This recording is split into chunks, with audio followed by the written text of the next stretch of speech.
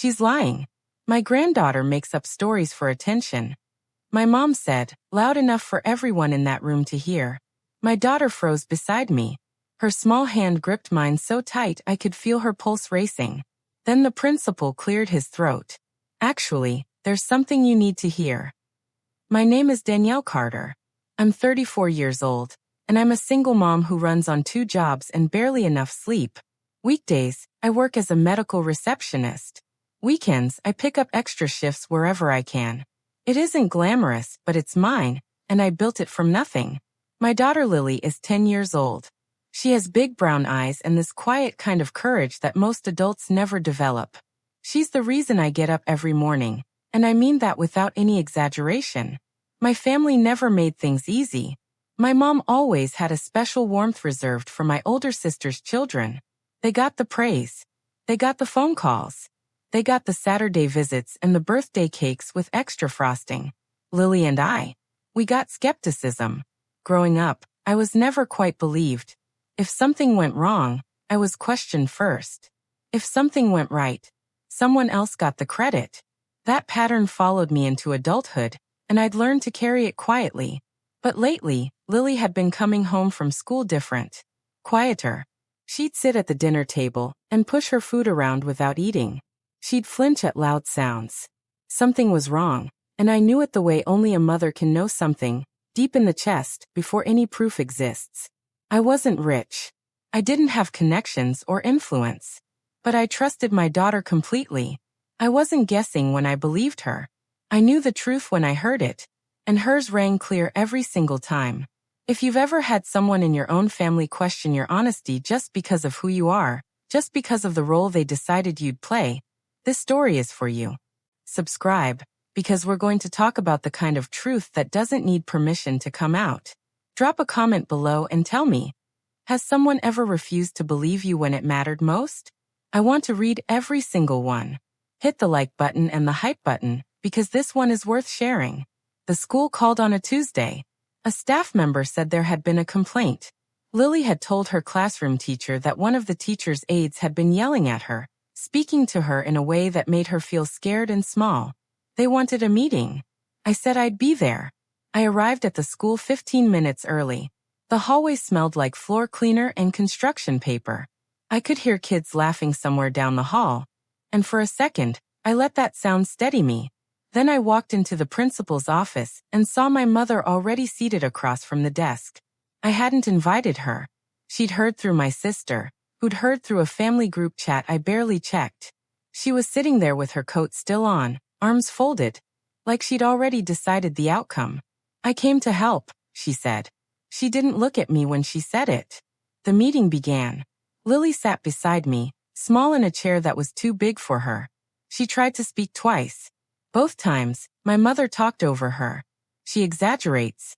She always has, my mother said. This is what she does. She gets upset about something small and blows it into a whole situation. Lily's hands tightened in her lap. I put my hand over hers. I kept my voice calm. I said that Lily had been coming home visibly distressed for several weeks. I said that I had noticed real changes in her behavior. I asked the school what had been observed. The principal shifted in his seat. He looked uncomfortable in a specific way, like someone who knew more than he was ready to say. Then my mother leaned forward and said it. Clear, loud, in front of 2 school staff members and her own granddaughter. She's lying. She makes up stories for attention. You can't take what she says seriously. Lily went completely still. Then her chin trembled. Then she cried quietly, the way children cry when they're trying not to. The principal set down his pen. We actually recorded something during class, he said. I think it's important that everyone in this room hears it. My mother didn't stop at the school. That evening, she called me twice. When I didn't engage the way she wanted, she shifted tactics. You're raising her to be weak, she said. You're teaching her that she can cry her way out of accountability. I hung up. The next morning, my sister sent me a long message. She said I was creating drama. She said Lily needed to learn that life was hard and not everyone was going to coddle her. She said I was doing my daughter a disservice by encouraging her to speak up. By that afternoon, The family group chat had started. I saw pieces of it before I muted the thread. People were laughing about it, using words like oversensitive and performance.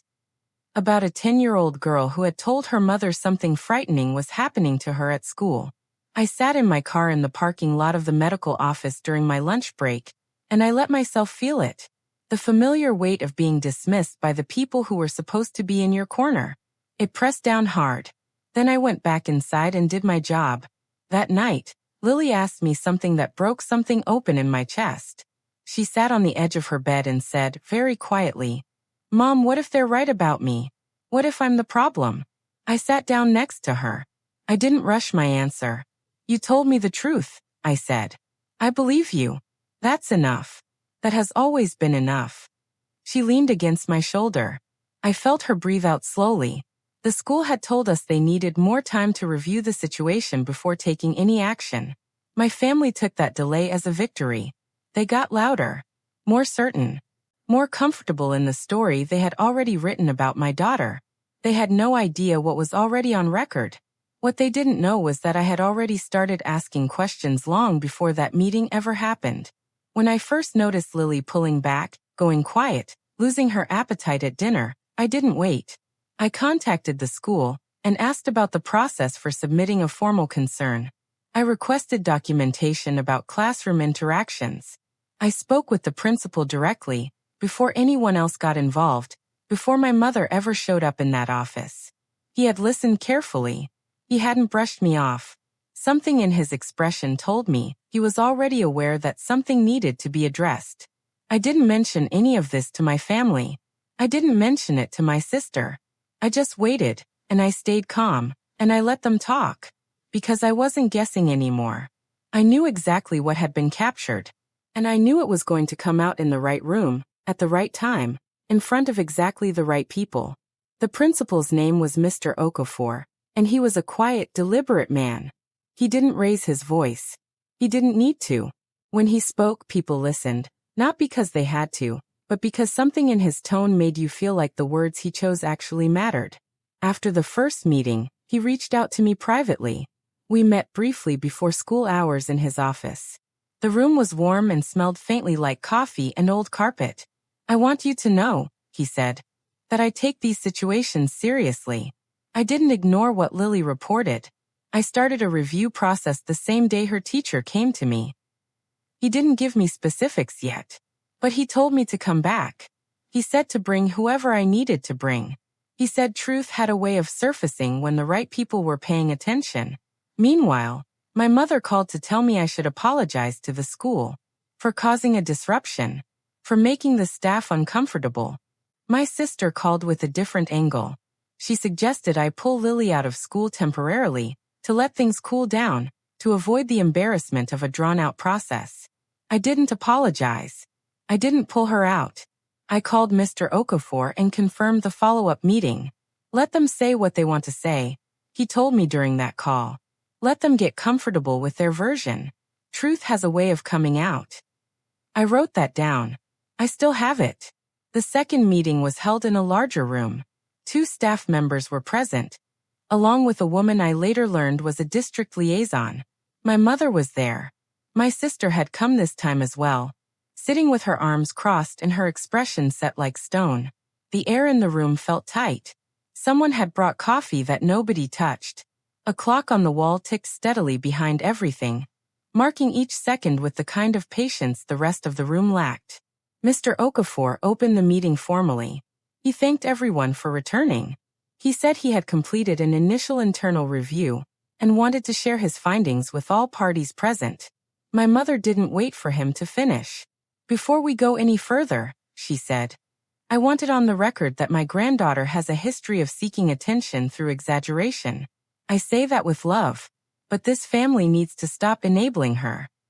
Lily was not in the room this time. I had made sure of that.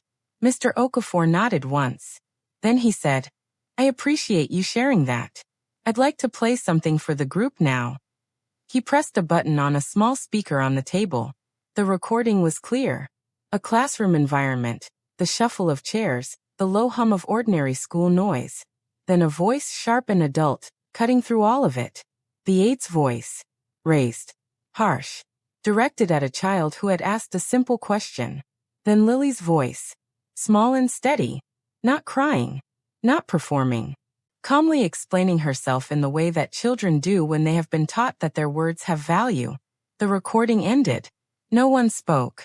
My sister uncrossed her arms. My mother looked at the table.